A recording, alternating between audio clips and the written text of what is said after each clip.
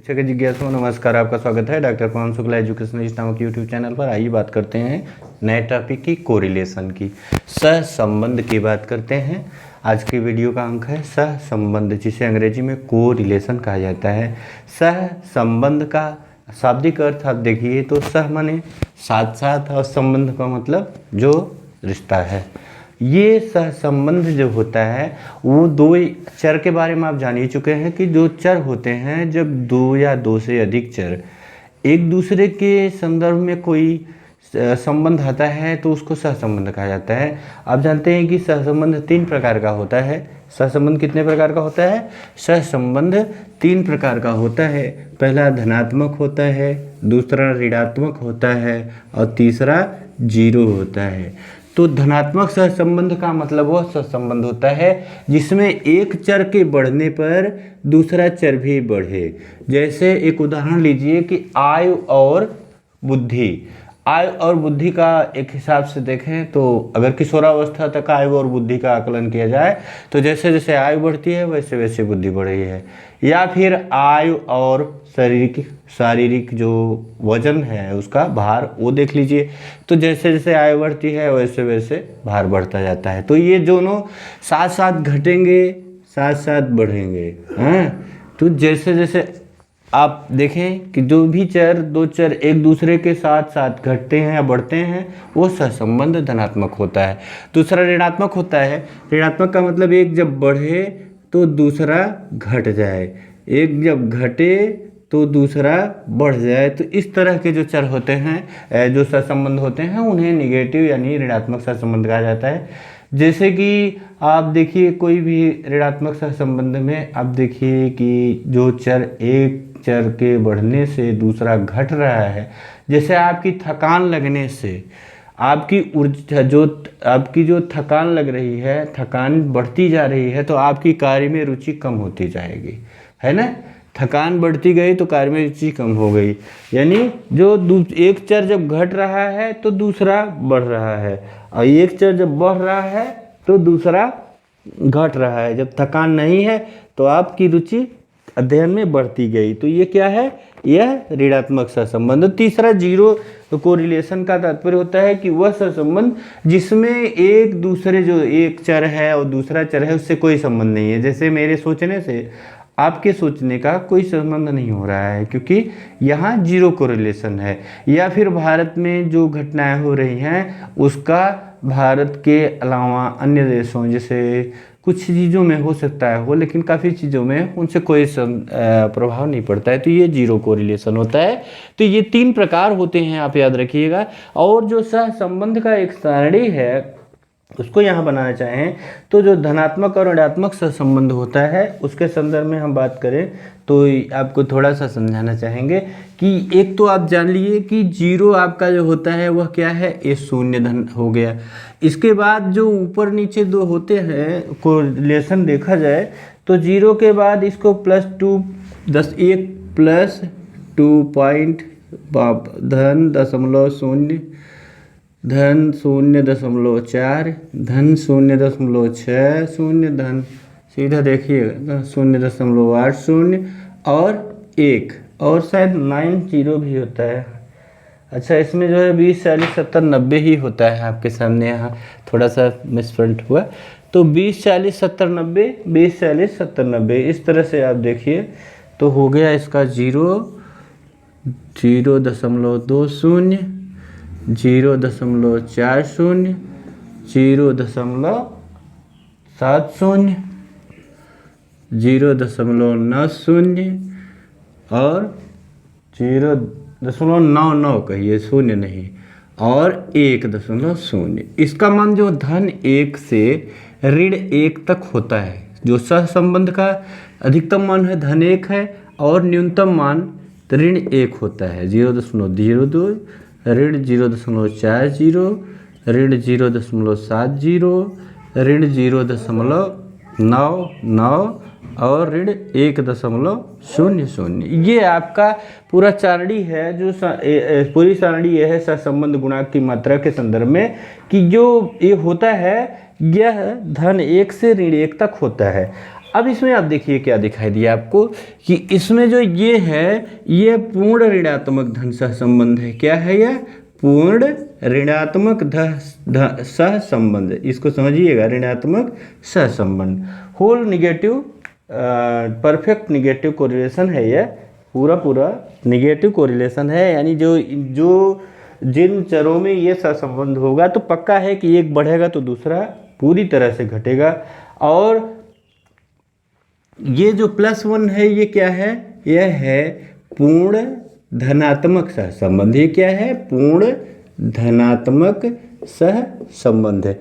ये पूरी तरह से धनात्मक सहसंबंध इसलिए कहा जा रहा है कि यहाँ जब एक चर बढ़ता है तो निश्चित रूप से दूसरा चर भी 100% बढ़ेगा, 100% बढ़ेगा। अब दूसरे देखिए, अब यहाँ आपको कुछ चीज़ें समझनी होगी।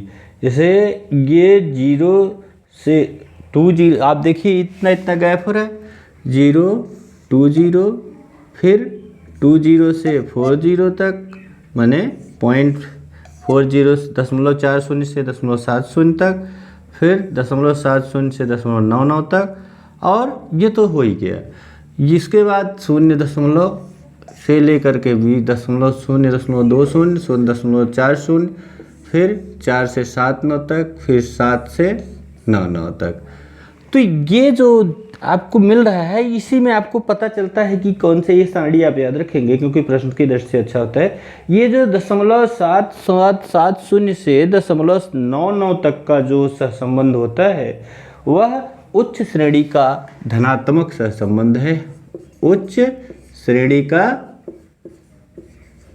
श्रेणी धनात्मक सहसंबंध, ठीक है। पॉजिटिव कोरिलेशन आप समझ जाएंगे इसको, धनात्मक पॉजिटिव सहसंबंध।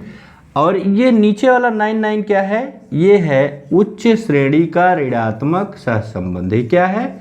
उच्च श्रेणी का ऋणात्मक सहसंबंध, ठीक। ये ऋणात्मक सहसंबंध है, ठीक। इसके बाद जो देखिए ये 0.07 से लेकर के 99 तक आए, ठीक है। अब इसके बाद 99 के ऊपर वाला जो है ये उच्च श्रेणी का, बिल्कुल 1 तक का, ये उच्च श्रेणी का हायर ऑर्डर का, ये इसका है, ये इसका नहीं बनाया था हमने, ये इसका है हायर ऑर्डर का, ठीक। और यह भी 99 से लेकर के 1 तक का जो है ये उच्च श्रेणी का है, बिल्कुल हाई ऑर्डर का। जो उच्च श्रेणी का ऋणात्मक और धनात्मक सहसंबंध हो गया। और दूसरा जो है यह क्या है? ये 7 प्लस 0.70 से 0.99 तक का जो है यह सामान्य श्रेणी का धनात्मक सहसंबंध है। ये क्या है? यह सामान्य यानी मॉडरेट है। ये सामान्य श्रेणी का धनात्मक सहसंबंध है, ठीक। श्रेणी का धनात्मक सहसंबंध है। अब यहाँ देखिए, अब 0.70 से 0.99 तक का जो इसको ऋणात्मक होता है उसे भी वही कहा जाता है सामान्य यानी मॉडरेट, ठीक है। तो ये हो गया, ये क्या है? मॉडरेट। वही अर्थ यहाँ अंग्रेजी में लिख देते हैं, मॉडरेट निगेटिव कोरिलेशन, ठीक है। Negative correlation, moderate negative correlation हो गया है, मॉडरेट पॉजिटिव कोरिलेशन हो गया। अब आप 0.40 से 0.70 तक का देखेंगे तो 0.40 से 0.70 तक का ये निम्न है लेकिन निश्चित धनात्मक सहसंबंध है। ये क्या है? निम्न।